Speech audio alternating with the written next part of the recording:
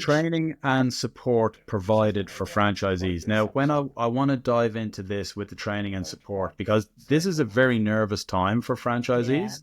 They're about to get into their own business. They're like, oh my God, day one, here we go. But what does it look like prior to commencement? What sort of duration training and support do you guys give?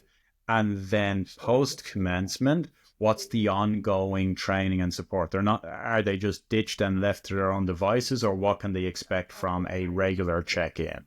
Yeah. So there is no ditching of anybody, just simply because of the way that our model works. We're in contact with our franchisees every day. So yeah, there's certainly Pretty no. hands-on. Good to We're hear. very, very hands-on. So we've actually just gone through franchisee training. So this is all very, very fresh in my mind. So all of our new franchisees need to do a couple of mandatory courses prior to attending our training. One Yep. is the 1-day test and tag course. The other is they need to have done their Cert 2 in fire. And there's also a 3-phase testing and a plug top repair And course. just So there's jumping three in quickly things. before we go into your training, do you Mhm. guys have referrals or relationships in place for them to go and do that, or are they expected to go and source that course themselves? No. So we have 2 training organisations that we recommend Yep.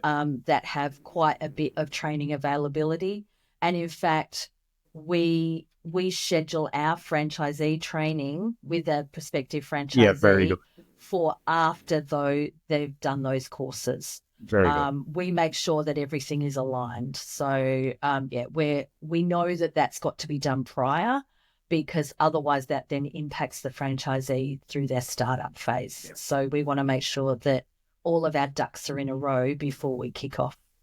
So, so they've Yeah, completed the course. Now how long is training before they actually get to do their first job? And yeah, then, yeah, yeah. So they've completed their courses. We actually get them to do a module of our training prior to actually coming to training. So we get them to do a whole bunch of business setup and a whole bunch of other stuff, and some inductions and those sorts of things prior to coming to training. Then they come to training, and it's 2 weeks in Melbourne. We say to our franchisees that come to training that by the end of their 2 weeks, their head will either be ready to explode or fall off from spinning around so much. yeah. It's a really comprehensive 2 weeks. Within that 2 weeks, though, we get them out in the field with existing franchisees for at least 2 days. So